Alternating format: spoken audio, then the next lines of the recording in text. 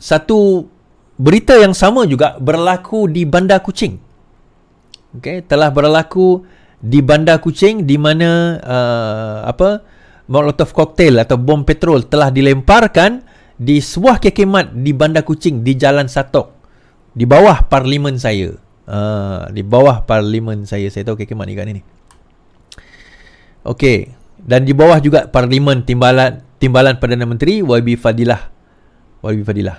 KK Mat Kuching dibaling Molotov cocktail. Satu lagi kejadian membaling Molotov cocktail berlaku di KK Mat Cawangan Kuching, Sarawak menjadikan insiden ketiga melibatkan kedai serberneka tersebut.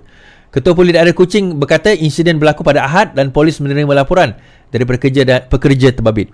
Kejadian kebakaran kotak mengandungi air minuman di kaki 5 serberneka akibat dibaling menggunakan botol kaca berisi minyak tanah dan kain berwarna kuning, katanya.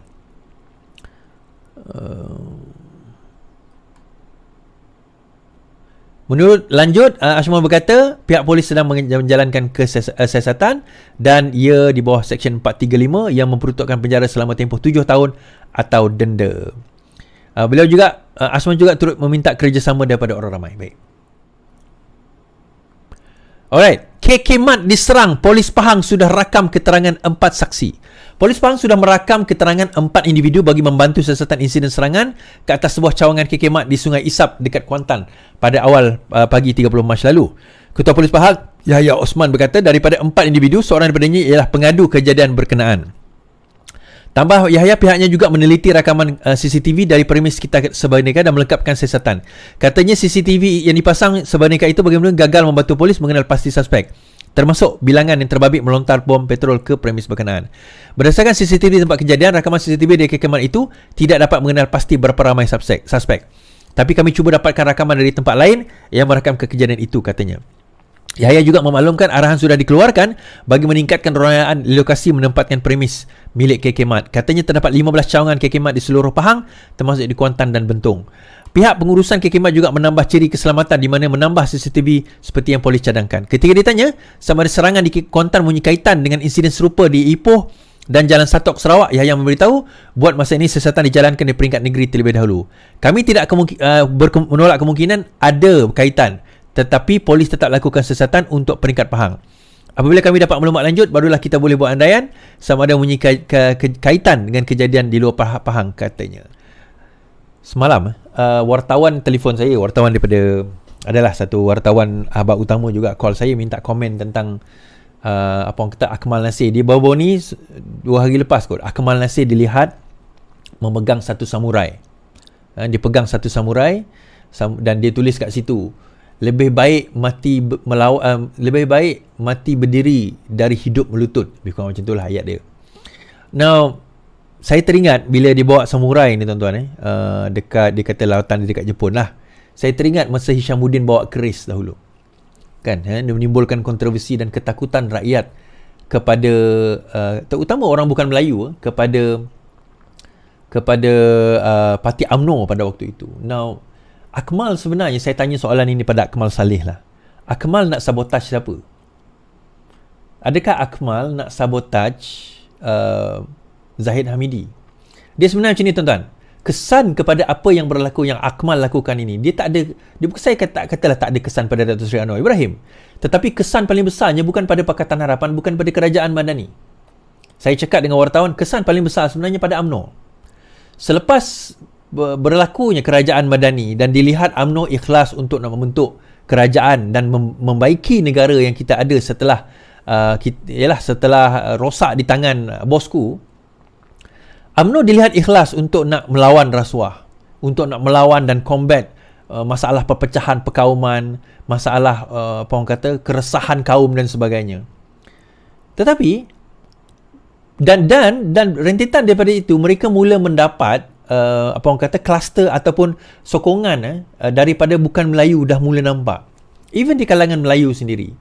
Tetapi setelah kejadian tersebut berlaku, saya tak kata saya risau, bukan masalah risau. Saya nampak dah bahawa sebenarnya UMNO sudah mula dilihat menjauhkan diri daripada naratif politik progresif. Saya suka saya suka melihat bagaimana, sebab kalau kita nak faham macam saya kata dekat wartawan itu, apa yang dimainkan oleh Akmal ni adalah kaedah politik lapuk. Kaedah politik lama yang mana UMNO dah tinggalkan tetapi di pick up, digunakan oleh PAS dan juga Bersatu. PAS dan Bersatu tunggang isu ini. So bila Akmal masuk, guna isu yang sama. So sekarang ini 3 bom petrol telah dilemparkan di depan KK Mat. Siapa yang kena bertanggungjawab? Akmal dia kata saya dah kecam. Kecaman belum tentu membuatkan dia rasa macam, oh aku tidak perlu bertanggungjawab atas apa yang aku lakukan. Boleh tak dia nafikan bahawa apa yang dia ucap dan ungkapkan itu, perbuatan yang dia bawa itu, sebenarnya pada hakikatnya menyebabkan kejadian ini berlaku pada hari ini. Kita tak kata Akmal yang buat. Kita tak kata Akmal yang buat. Kita tak menuduh pun Akmal yang buat. Tetapi dalam masa yang sama, perbuatan tersebut berkemungkinan memotivasikan ketiga-tiga kejadian ini berlaku secara berasingan. Ini mungkin kejadian yang tidak dirancang. But, tuan-tuan nampak tak betapa bijaknya PAS mengambil isu ini? Dia tahu sebenarnya dengan isu KK Mat ini, dia tak perlu buat apa-apa pun. Apa yang YB Akmal Saleh buat itu merosakkan UMNO daripada dalam tanpa perlu PAS buat apa-apa. Apa komen PAS tentang isu KK Mat? Semalam PAS mengatakan 2 hari lepas, PAS takkan terlibat boikot KK Mat, tuan-tuan. Ketua dan Ulama PAS Ahmad Yahya menjelaskan parti itu tidak akan terlibat dengan gerakan boikot rangkaian kedai sebenarnya KK Mat susulan kontroversi stokin tertera kalimat Allah. Now, kalau kita faham politik, apa yang PAS buat ini, dia dah reverse combo kan. UNO reverse kan apa yang UMNO buat. UMNO cuba nak mengambil kononnya, bukan UMNO lah. UMNO sebenarnya reject benda ni, tapi dia terpaksa sokong Akmal pada waktu itu. UMNO ambil pendirian kononnya dia nak jadi terpaling kepada orang Melayu. Dia nak jadi lebih tinggi daripada PAS dan juga apa orang kata Bersatu dalam membela orang Melayu dan Islam.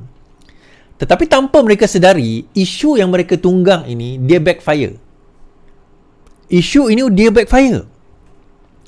Dan PAS mengambil kesempatan backfire tersebut dengan mengatakan, oh kami tak nak boikot.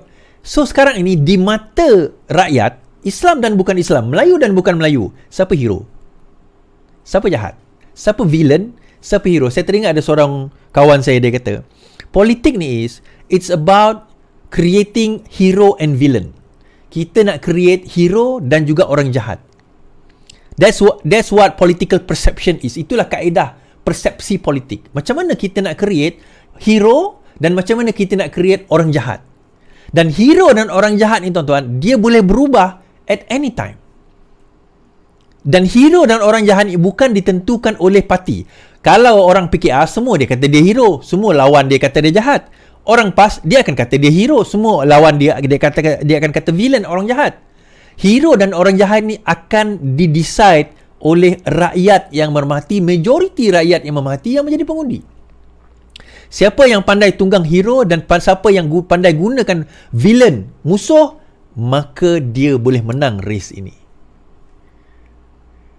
You see, tuan-tuan, Kuala Kubu Baru tak lama lagi, 51%, 49% pengundi di Kuala Kubu Baru adalah bukan Melayu.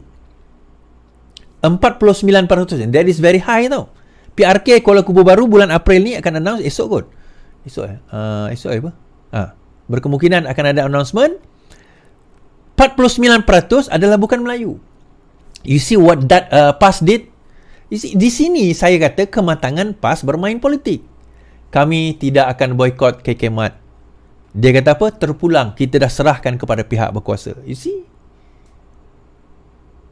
Saya nak kata, perkataan tu susah pula kan. Tapi, for me, Akmal ni masih terlalu muda untuk nak faham, rencam, corak, seni bermain politik. He is still too young, tuan-tuan. Semangat tu ada bagus. Tetapi kaedah dia nak buat naratif tu, it's wrong. satu kaedah yang sangat memakan diri. Dan yang akan kena ni tuan-tuan, dia bukan isu Pakatan Harapan. Ialah indirectly kita tengok nanti keputusan di PRK Kuala Kubu Baru, whether this perbuatan ini akan efek atau tidak. Adakah bermakna kau nak tuduh yang baling botol tu orang-orang UMNO? Tak, saya tak kata macam tu tuan-tuan.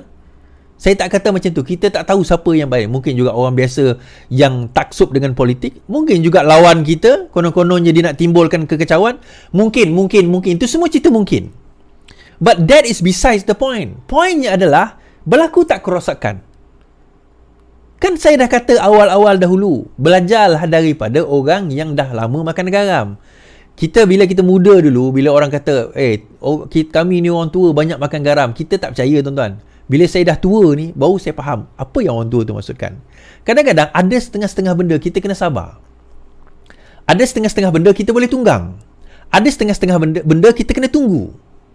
Ada setengah-setengah benda kita kena perhatikan dulu. Itu kaedah politik. Kita tak boleh jadi orang yang terpaling. Takut kita terlajak. Jadi bila kita terlajak, kita nak bawa senjata pergi cucuk musuh. The end of the day, yang kita cucuk rupanya belakang kawan kita sendiri. Tanpa sengaja. So macam mana?